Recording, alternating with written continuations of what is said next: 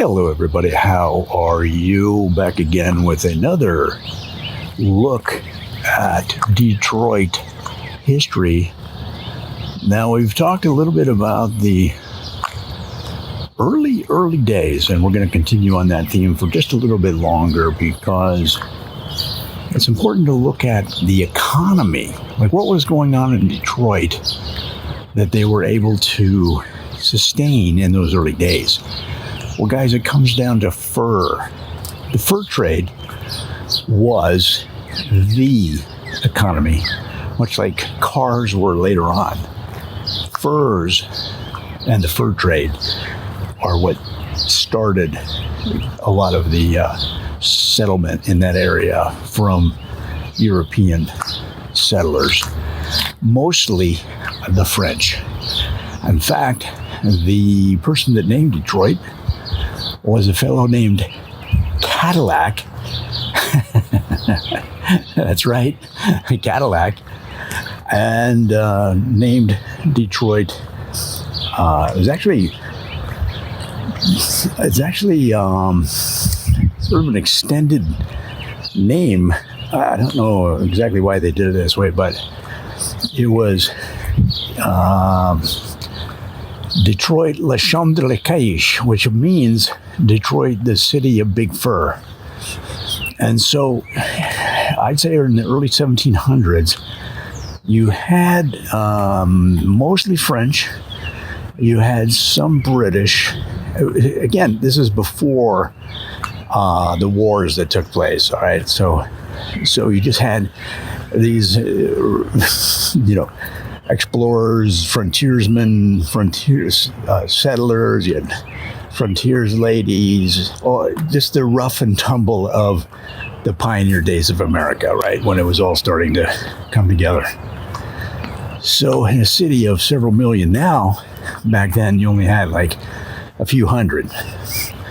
And of course, 10% of them were drunk at any one time, so you could discount that. So that brings down the population that was actually doing anything even more. So the city in fact, had such an important impact on the fur trade that some of the French fashion houses started to open up shops on the Detroit riverfront, right there on the Detroit River, and would begin to formulate different ideas of fur fashion on the frontier. In fact, every year they would have fur fashion on the frontier days, where they encouraged the entire population of Detroit to wear fur in different capacities in order to promote this idea around the world. And the French fashion houses would then go back to Paris with stories of frontiers people again, keep in mind, remember, when we mentioned this in another video, Detroit was considered, the far west, if you can imagine. Detroit was considered the far western frontier. Now, of course, now we know today that wasn't the case. There was so much more to come. You had Champaign, Illinois was on the horizon. Pueblo, Colorado, a lot of the cities that we now look at as important milestones in the expansion of the American experience. So back in Paris, you had leading French designers talking about the fur designs. For example, the Detroit fur hat, which we recognize today as soon as we see it. But at the time, nobody had seen a 4-foot wide brimmed hat made of fur. And the reason for the width was in the summer to keep the sun off. But then in the winter, if you were riding horseback through the woods and a mountain lion jumped onto you, the wide brim hat would give you some kind of protection. Not a lot. I mean, you still had to have your Bowie knife at the ready that you could flick out of your buckskin knife scabbard knife holder there and plunge it into the mountain lion's neck quickly. And you actually had to practice this as a kid so that you didn't even really have to get off your horse. And the lion would fall to the side, clutching its neck, going, "Why did you do that? Why did you do that?" And as you're, clip-clopping away, you say, "Well, why'd you jump on my head? You silly," and then he passes away. So the 4-foot wide fur hat was a big one. Another one that was really interesting was the fur underwear. Now keep in mind, Michigan in the winter, if you've ever been there, still today, people wear fur underwear. And that's because you're looking at temperatures 30, 40, 50 below. And if you don't have fur underwear on, you're going to have a problem because your butt cheeks are going to be frozen solid from November through April, maybe even October through April, just depending on the climate change going on right now and back then. And so it was important they had one good thing, they came up with different widths of the underwear. So in other words, there was lighter fur in October, but by the time January hit, people got out thick fur underwear. And they talked about it. I mean, it was pretty common. Everybody was pretty open about their underwear. And they'd say to each other, a lot of times in French, but they'd say to each other, "Do you have your thickies on, your thick furs?" It was almost like as you talk about the weather, "Oh, it's getting colder out." They'd say that, but it was also common to hear somebody say, almost time for our thickies. And that means the heavy duty fur underwear and socks, but that was implied, right? And not only was it underwear, it was long underwear. And later on, they added the fur undershirts. So you're basically wearing fur as your undergarment and as your regular garment and, of course, as your coat. So you basically had more fur on you than an animal that is made of fur. And again, you might be questioning that or laughing at that or having some kind of doubt. But guys, have you been to Detroit? I mean, in January. There's a reason 47% of Detroit goes down to Fort Lauderdale every year, every winter. And it sometimes fluctuates, sometimes it's more, sometimes it's less.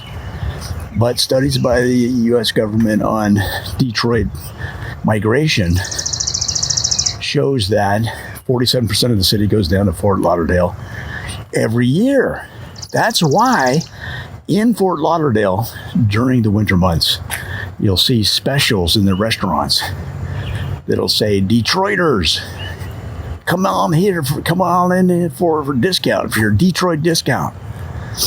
Now, one thing that they do for the safety of people in Fort Lauderdale is they, just like in the Wild West, they ask you to check your guns at the door. And that's just to keep everything on the level, on the safety tip. So back to the early 1700s, I mean, you're talking about fur for families, fur for kids, fur for hats, of course, fur boots, fur underwear, as I talked about. And then you had doggy outfits made of fur. I mean, you get your dog out there and then get him a coat. You put a coat on his coat. And he might even have his little fur hat, right? And if you're sort of an upscale Detroiter back in the day, you might have fur boots for your dog. That's right, fur boots for your dog. So why? What else? In other words, was it just fur? No, there were other industries. That's when they started to think about building the first cars in the area, because you had the canoes that were coming down from the frontier, the Upper Peninsula, like the areas of Michigan that had still started to be explored, right? But there's only so much you can do on a canoe, with a wagon, on horseback. And what do you talk about when you're in a canoe in the wilds of Michigan with another trapper? What do you talk about for hours on end? You say, there's got to be an easier way. There's got to be an easier way, because think about it, like a 2-person canoe. You're in the back and you have the responsibility of steering the canoe. And that means dipping your canoe, your paddle into the water on the left or right side, depending on which way you're going. And it acts as a rudder. But the disadvantage is that you're behind somebody in front of you that has, both of you have been in the hinterland for months and wearing fur the entire time. In other words, they stank. They stank, and you're behind, so the wind is coming to you. So that's why, if you're the person in the rear section of the canoe, you start thinking there's got to be a better way, because I'm not going to make it. Because old Francois here stinks like a dead rabbit. And that's when the ideas of building cars started to formulate in the minds of Detroiters. And they already had the name. I mean, Cadillac was the guy that named the town. So it just made sense that later on they would name the cars after the people that founded the town. So that's why you have Cadillacville. You had the early, and of those early 800 or few hundred settlers in the area, you had the Cadillacs, you had the Fords, you had the Jeeps, you had their cousins, the Jeep Wagoneers, you had the Buicks, the Plymouths. They were all in that early group. These were all fur traders. They weren't auto people. They were fur. And in fact, when they started to come out with cars, a lot of the interior of the cars, what were they made of? What were the seats made of? That's right, you got it. Fur, beaver pelts, deer's hide. You had moose hide. You had bear skin. All of those early cars in Detroit had fur or hide as the surface of the seats. Now, did some people put it on the dashboard? Of course they did. Of course they did. They were still trying to figure it out, guys. They didn't know everything about how to really tastefully design a car. But that's how the French fur houses and fashion houses got into it. They saw these original cars that the trappers were building, right? And in order to get through the hinterlands faster than in a canoe. But they didn't know, these trapper guys, they didn't know anything about fashion or design or taste or simplicity or form follows function. They didn't know any of that. All they knew was French, trapping, and eating bacon. That's all they knew. So it was the more refined taste of the early fashion houses that really, really influenced the way that the cars were designed on the inside, yes, but the outside as well. Because, guys, those first cars that were designed by the trappers, they looked like canoes. They were like canoes on wheels, because that's what they knew. That's all they knew. But a few high-level fashion designers at the time looked at that and said, "What is this here? What have you done with this? This is nothing. This is not good." And for some reason, their French accent sounded vaguely Russian. But That could be through a lot of influences through the centuries. Nobody really knows. But they looked at it and they said, no, we have to do it. We have to do it better. We have to do it better. And so they slowly got to the point where the cars of the early days, which if you look online, you'll laugh. You'll say, well, that's a canoe with wheels. Because that's exactly what it was. But over time, it did allow them to get back into the hinterlands, back into the frontier, the woods, a lot faster. They got some accidents. They had some failures. They had a lot of flat tires. But eventually they added four-wheel drive, right? They added double clutches. They added heavy construction, right? And then they added the niceties of the designers, and that would be a refined interior, air conditioning, beautiful paneling. And it wasn't this fake plastic that you see today, guys. This was beautiful wood right from because remember, in America in 1700, it was almost all woods. What you see today with all these fields, if you drive through Kansas, it's a big wheat field. No, it was all trees. And of course, that all got knocked down in like 10, 15 years. And now it's all wheat fields. So in other words, Michigan had more trees than they knew what to do with.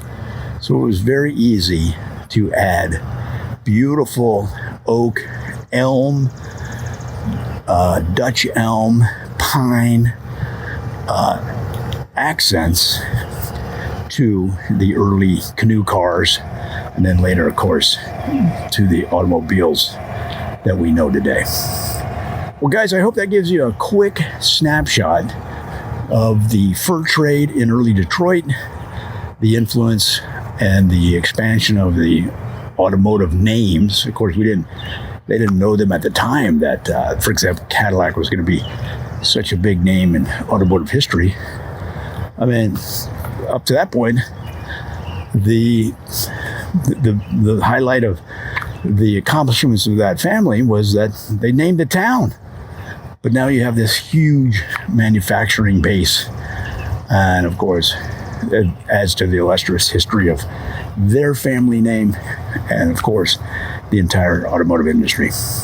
So it went from guys just rolling up on Detroit there to take a rest and maybe relieve themselves on the side of the road, canoeing through Detroit and Windsor, right in between there on the river.